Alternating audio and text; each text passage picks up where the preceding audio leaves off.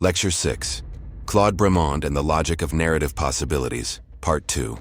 Good morning, everyone, and welcome back to Lecture 6 in our series on structuring stories.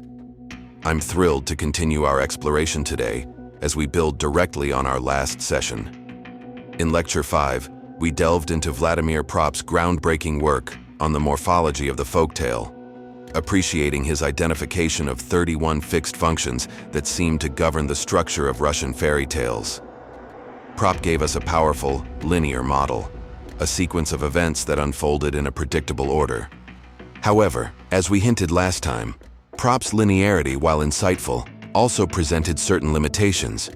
It struggled to account for the nuances of human agency, the complexities of choice, and the rich tapestry of possibilities that often define real-world narratives, especially as storytelling evolved beyond the rigid confines of the classic folktale. Today we turn our attention to a scholar who directly engaged with Propp's work, offering not a rejection, but a profound reimagining. Claude Bremond.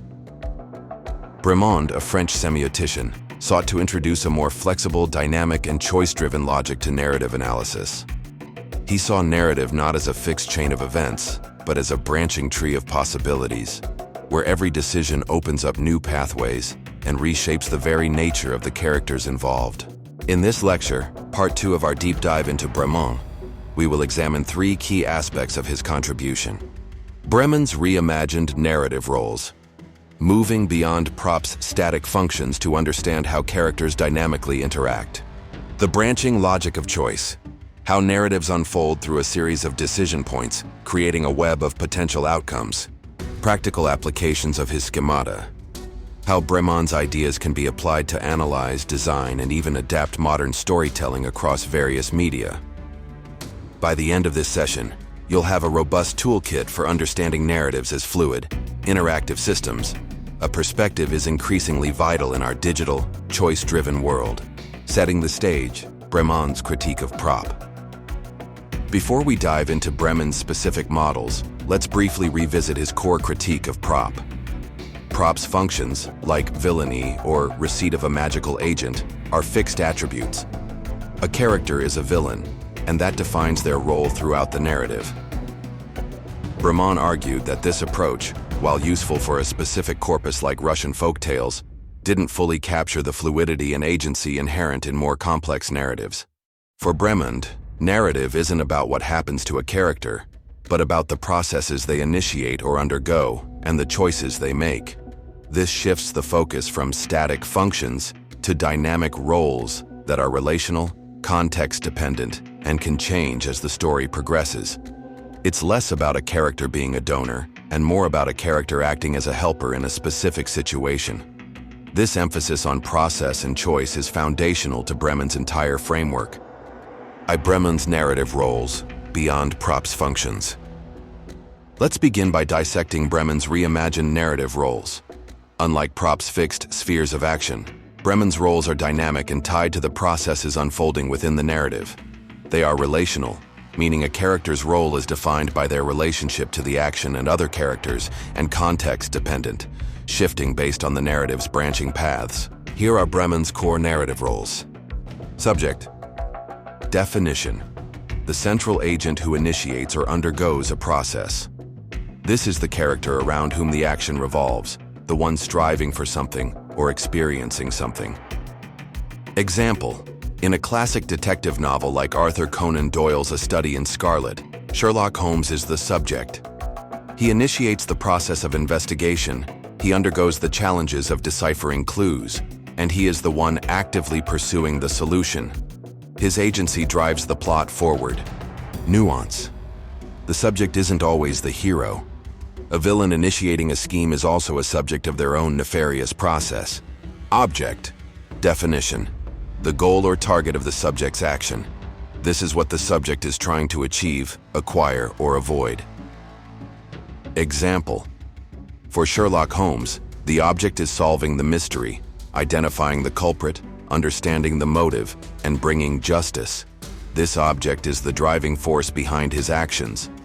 It could also be a treasure, a person to be rescued, or even a state of being, like peace or freedom. Helper.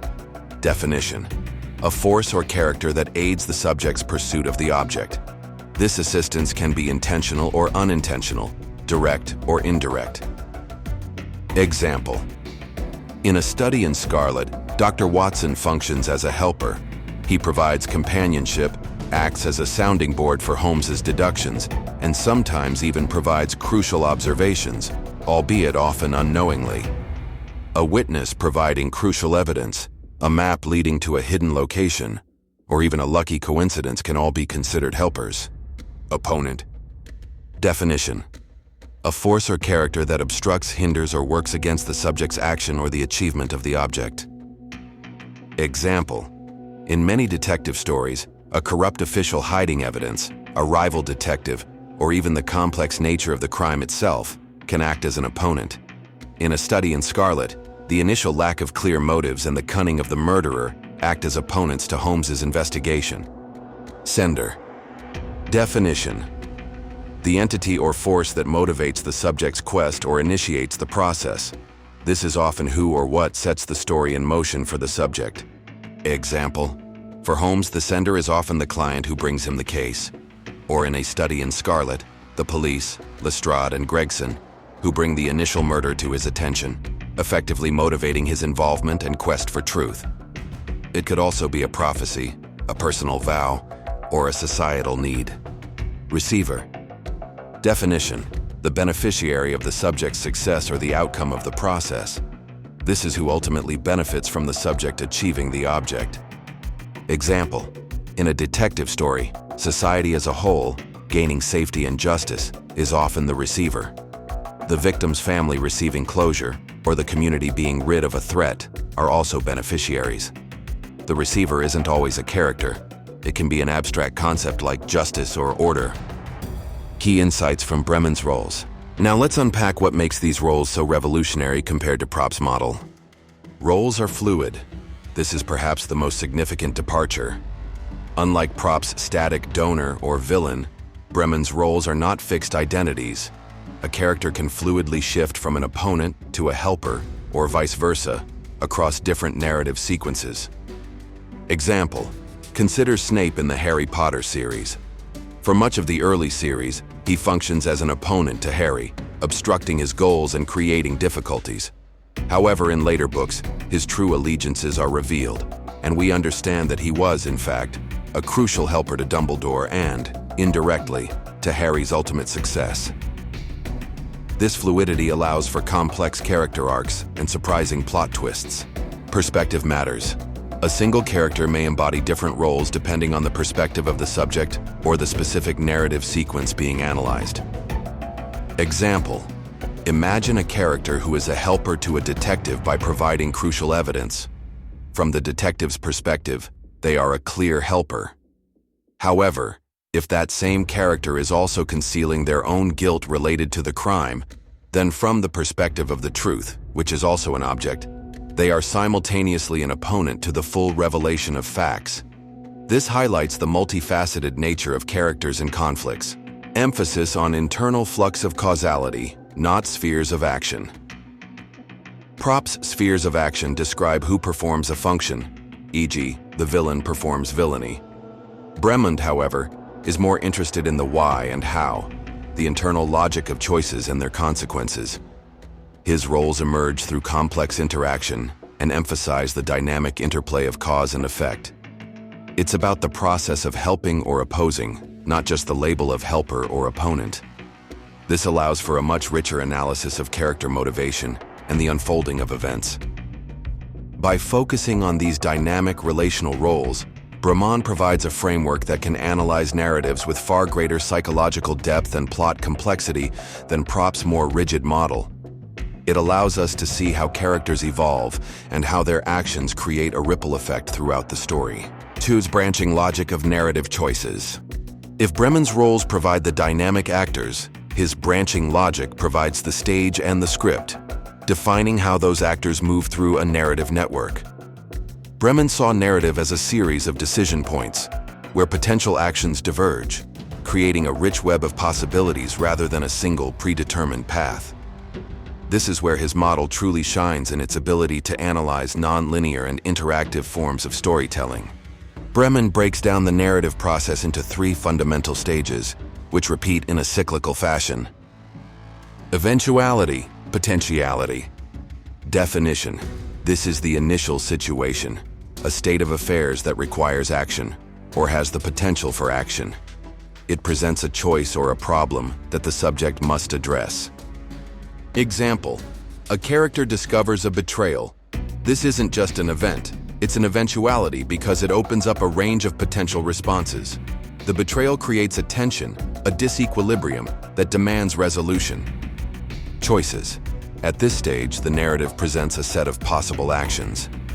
Following our example of discovering a betrayal, the subject might have choices like confront the betrayer directly, a bold, immediate response.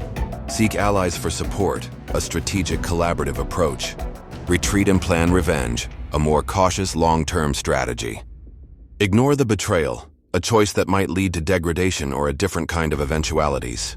Each of these choices represents a potential branch in the narrative.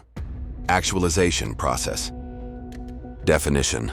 This is the chosen action unfolding. It's the process of the subject engaging with the chosen path, and it's here that the helper and opponent roles become most apparent. Example 1. Confrontation branch. If the subject chooses to confront the betrayer, the actualization stage begins. During this process, they may encounter an opponent. The betrayer might have allies who defend them, or they might react with hostility, creating further obstacles. A helper. A sympathetic third party might intervene, offering support or validating the subject's feelings, making the confrontation easier. Example 2. Retreat branch. If the subject chooses to retreat, this also initiates an actualization process. This path might lead to degradation. The subject might experience isolation, despair, or a worsening of their situation due to inaction or fear. This is a negative outcome of the chosen process. Latent potentiality. Alternatively, retreating might be a strategic move, allowing the subject to gather resources, plan revenge, or develop a new approach. This isn't an immediate resolution, but it creates new eventualities for future action. Result. Definition. The outcome of the chosen action and its actualization. This result then feeds back into the narrative, creating a new eventuality, thus continuing the cycle. Example 1. Successful confrontation. A successful confrontation, where the betrayer is exposed and perhaps punished, leads to the object being achieved. This is what Bremond calls amelioration, an improvement in the situation. This amelioration then creates a new eventuality, perhaps the need to rebuild trust or deal with the aftermath. Example 2. Failed confrontation. A failed confrontation, where the subject is rebuffed or further harmed, leads to degradation, a worsening of the situation. This degradation then becomes a new eventuality, perhaps prompting the subject to seek new strategies or allies. This cyclical model of eventuality actualization result is crucial because it demonstrates how narrative is a continuous process of problem-solving and choice-making. Every resolution creates a new problem or opportunity, driving the story forward. Case study: interactive storytelling. Detroit. Become human. Bremond's branching logic finds a powerful contemporary application in interactive storytelling, particularly in video games. Detroit. Become Human, a narrative-driven game by Quantic Dream, is an excellent example of how player choices directly reshape narrative roles and outcomes, embodying Bremond's schemata. In Detroit, Become Human, players control 3 android protagonists whose choices determine the fate of androids and humans in a near-future Detroit. Choice impact on roles: bystander to helper/opponent. Early in the game, a player might encounter a human bystander in distress, saving the character. If the player chooses to intervene and save this bystander, that character might appear in later sequences as a helper, providing crucial information, offering sanctuary, or even joining the android cause. Their initial role as a passive bystander transforms into an active helper due to the player's choice. Prioritizing a mission. If the player chooses to prioritize their mission and leave the bystander, That character might later appear as an opponent, perhaps having been harmed and now holding a grudge against androids, or even actively working against the player's objectives. This demonstrates how a single choice at an eventuality point, bystander in distress, leads to different actualization processes and results that fundamentally alter character roles. Ally to opponent. The game is rife with examples where relationships with non-player characters, NPCs, are dynamic. Neglected ally. If a player consistently makes choices that neglect or betray an ally, e.g., failing to support them in a critical moment, making decisions that put them in danger, that ally's role can degrade from a helper to an opponent. They might refuse to help later, actively obstruct the player, or even turn hostile, drastically altering the narrative's trajectory and leading to a degradation outcome for the player's overall objective. Example: one character, Connor, has a human partner, Hank. If Connor makes choices that alienate Hank, e.g. being too cold, sacrificing humans unnecessarily, Hank's trust erodes, and he can become an opponent to Connor's mission, even leading to Hank's suicide in some paths, a profound degradation. Conversely, building a strong relationship makes Hank a vital helper. This interactive nature of Detroit, Become Human, vividly illustrates Bremond's concept of a narrative network. Every decision point is an eventuality that branches into different actualization processes, leading to varied results, amelioration or degradation, which in turn create new eventualities. The player's agency directly manipulates the relational roles of characters, showcasing the fluidity Bremond emphasized. It's a living, breathing example of how narrative possibilities unfold based on active choices. 3. Practical application of Bremond's schemata. Bremond's framework isn't just an academic exercise. It offers powerful practical tools for both analyzing existing narratives and designing new ones, especially in our increasingly complex and interactive media landscape. Analyzing nonlinear narratives. Bremond's framework is particularly adept at clarifying and dissecting complex nonlinear stories that might seem chaotic through a traditional Proppian lens. Film, Inception, 2010. Christopher Nolan's Inception is a prime example. Cobb, the subject, is tasked with performing inception, planting an idea in someone's mind, which is his object. The film unfolds across multiple nested dream layers. Within each layer, Cobb and his team encounter various helpers, e.g. Ariadne, the architect, who designs the dreamscapes, Eames, the forger, who impersonates others. Crucially, they also face opponents in the form of projections from the target's subconscious, which act as security forces. What makes this Bremondian is the fluidity. Cobb's own subconscious projections, particularly his deceased wife Mal, often shift roles. She is a helper in his memory, but a dangerous opponent within the dreamscape, actively sabotaging his efforts. This shifting role, driven by Cobb's internal struggles and choices within the dream, is perfectly illuminated by Bremond's model. The branching paths are the different dream levels, each presenting new eventualities and requiring new actualizations. Literature: Cloud Atlas, 2004, by David Mitchell. This novel features 6 nested narratives, each set in a different time period, but subtly interconnected. Bremond helps us see overlapping subjects and receivers. For example, a character in one story might discover a manuscript, an object, written by a character from a previous story. The act of reading and being influenced by that manuscript makes the reader a receiver of the previous author's message, and that message then becomes a sender for the reader's own subsequent actions or eventualities. The resolution of one story often influences the potentiality or eventuality of a later story, demonstrating a profound, multi-generational branching logic that transcends simple cause and effect. Designing choice-driven media. Game developers, interactive fiction writers, and even screenwriters crafting multi-season TV shows can leverage Bremond's roles to build robust branching logic. Converging paths. A common design challenge in choice-driven media is maintaining narrative cohesion, despite divergent player choices. Bremond's model suggests that even with multiple branches, key roles can anchor the narrative. For instance, A central antagonist, a persistent opponent, can remain a constant across most branches, ensuring that despite different paths taken by the subject, the ultimate object, defeating the antagonist, remains relevant, thus ensuring cohesion. The paths diverge in how the antagonist is approached, but not who they are. Role reversals. Bremond's fluidity allows for powerful narrative twists. A seemingly steadfast helper betraying the subject introduces a sudden, degradative twist, heightening stakes and emotional impact. This isn't just a plot device. It's a fundamental shift in the character's role within the narrative process, leading to a new, often negative, eventuality for the subject. Think of a trusted mentor who turns out to be a villain, a classic Bremondian role reversal. Cross-cultural adaptation. Bremond's emphasis on fluid roles and relational processes makes his model highly adaptable to non-Western narratives, which often defy the individualistic, heroic structures sometimes implied by Propp. Yoruba folk tales, West Africa.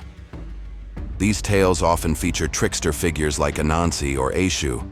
A trickster, the subject of their own schemes, might initiate a process to achieve a personal object, e.g., outsmarting others.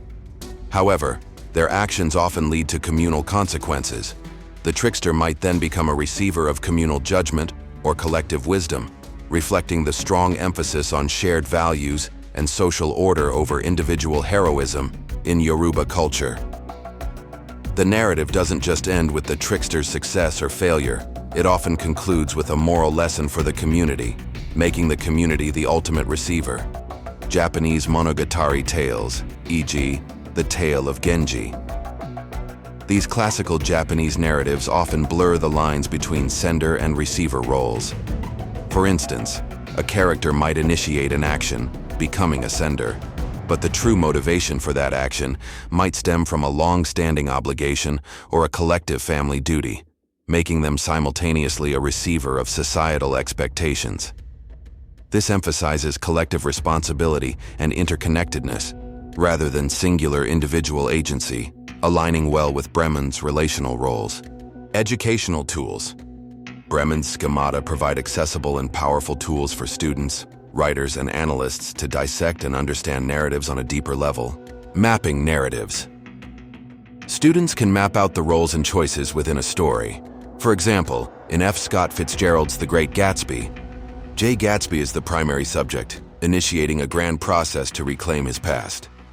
His object is Daisy Buchanan's love and the idealized past she represents. However, Gatsby also functions as a sender for Nick Carraway's narration, as Nick is motivated to tell Gatsby's story.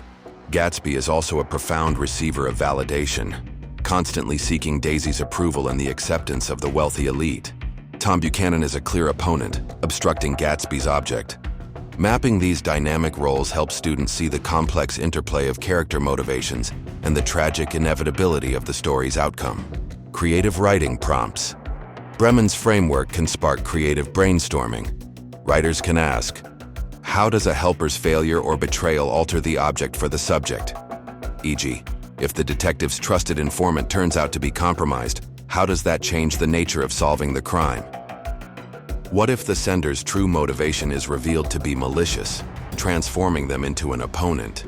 E.g., the seemingly benevolent figure who tasks the hero with a quest actually intends to use them for their own dark purposes.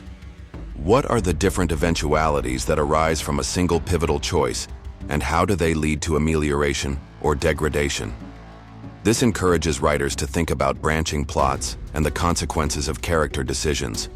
By applying Bremond's ideas, both analysts and creators gain a more nuanced understanding of narrative mechanics, moving beyond simple plot summaries to grasp the underlying logic of choice and consequence.